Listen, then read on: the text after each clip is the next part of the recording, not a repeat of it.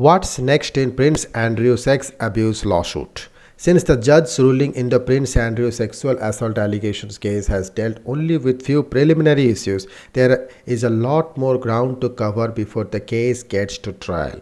A judge ruling against Prince Andrew in a sexual abuse lawsuit Wednesday was bad news for the British royal, but it doesn't say much about whether his accuser, Virginia Giuffre, will ultimately prevail in her civil suit or even substantially increase the likelihood the case will wind up before a jury. A look at the ruling and where the case stands. The ruling. Geoffrey sued Andrew last year, saying that the American financier Jeffrey Epstein and his companion Ghislaine Maxwell arranged sexual encounters with the prince starting when she was 17. U.S. District Judge Louis A. Kaplan's ruling Wednesday in New York didn't address the truth of those allegations at all. It dealt with narrow legal challenges raised by Andrew's lawyers, who said the lawsuit should be dismissed now at an extremely early stage. They had argued that when Geoffrey settled a similar lawsuit against Epstein in 2009 for $5 lakh, he had signed away a right to sue any other potential defendants. They also questioned the constitutionality of a New York state law that temporarily waived the usual statute of limitations for lawsuits brought by victims of childhood sexual abuse. The ruling was expected. Kaplan had all but ruled against Andrew last week when he shot down nearly every argument offered by Duke of York's lawyers.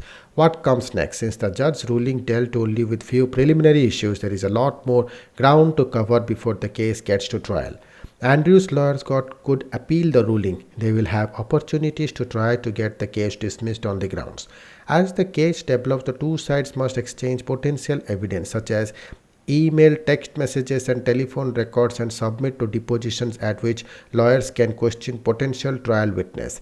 Giuffre has been through many such depositions before in lawsuits against Maxwell and other people, but Andrew has never been questioned about the matter under oath, something he may not want to avoid at all cost. Once the exchange of evidence concludes, defense lawyers often make a new request to toss out the case, judging by what they have learned.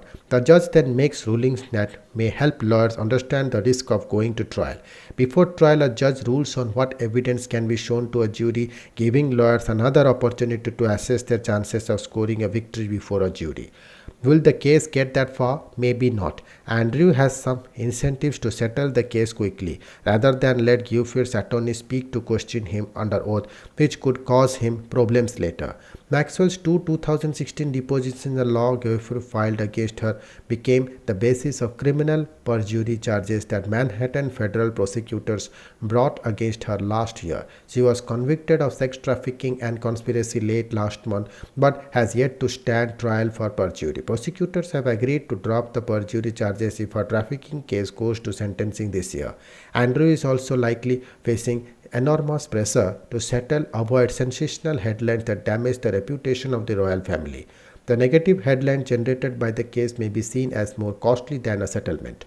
Any such deal would probably not elicit any admission of guilt or accountability. The likely outcome: absent an outright dismissal, most civilian litigations in the US ends in some sort of settlement. Dozens of women, for example, have filed lawsuits against Epstein and one-time movie mogul Harvey Weinstein. None so far have resulted in a trial. Thank you.